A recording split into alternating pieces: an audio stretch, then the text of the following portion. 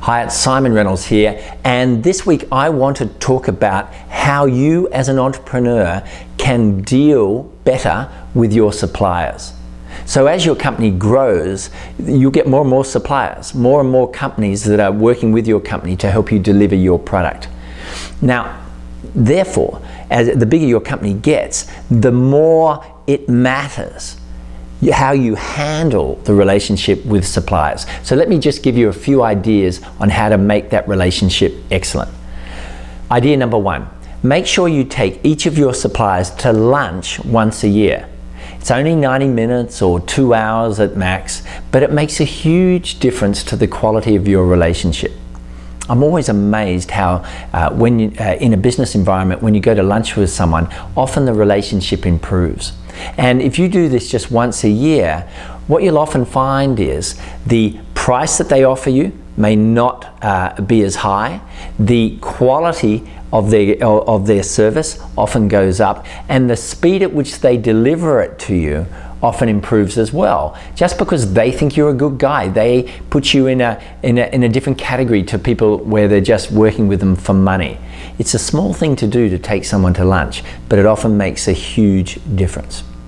Idea number two, make sure you ask your suppliers for a better price at least once a year. So make sure that even though you've got a good relationship with them, that you're always testing them and always letting them know that you can't be taken advantage of. Just because you're a nice person, just because they've had the business for a few years, doesn't mean that you're not always thinking about price.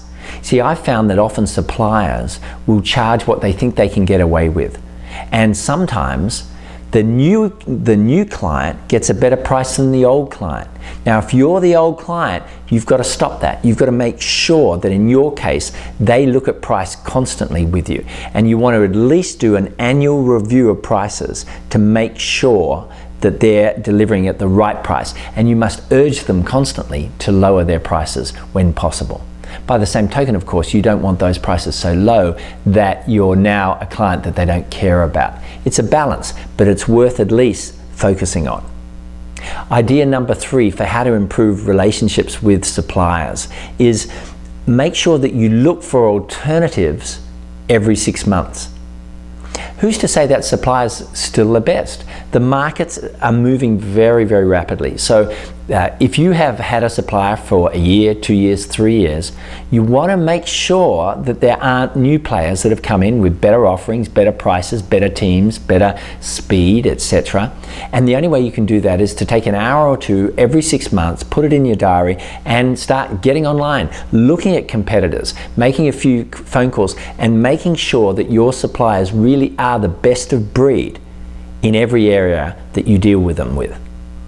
And finally, brief your team on how best to talk to suppliers. So what often happens as your business grows is you're no longer the one dealing necessarily all the time with the suppliers.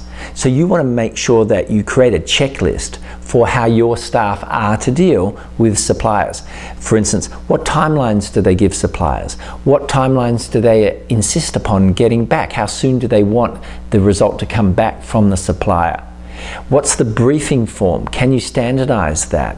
What other things could you list on a checklist to make sure that whenever your staff deal with any of your suppliers, they do so in the most efficient and effective way? You know, it probably only takes you half an hour to create a very, very good briefing form or checklist for all your supplier relationships, and it will make a huge difference in the quality of what you get and the price you get it at. So there's some great tips on how to deal with suppliers.